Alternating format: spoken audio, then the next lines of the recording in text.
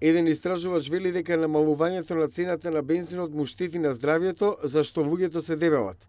Помалку пари дадени за бензин за многумина значи повеќе пари за ресторански оброци, кои обично имаат и повеќе калории. Поевтин бензин значи повеќе возење и помалку одење пешки до работа, на училиште или до станица. Дебелината го зголемува ризикот од срцеви болести и други сериозни проблеми.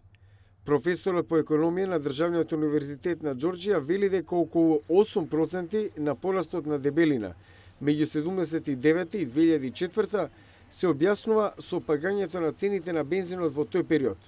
Тоа довело до милиони нови луѓе со прекумерна тежина. Професорот Чарлс Кортиманч зборуваше преку Skype.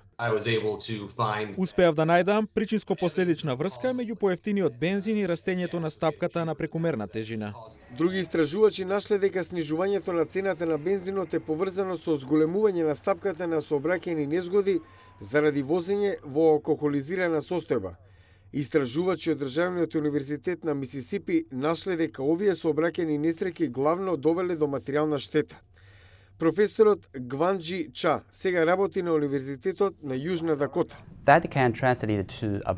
$1 пониска цена на бензинот е поврзан со нови 100 сообраќајки во Мисисипи. Австралијски истражувачи нашле слична поврзаност на несреќи на патиштата, но со жртви. Тие проучиле дата на цената на бензинот од 144 држави. Ги ставиле во сооднос со други фактори и заклучиле дека поевтин бензин ги тера луѓето да возат побрзо.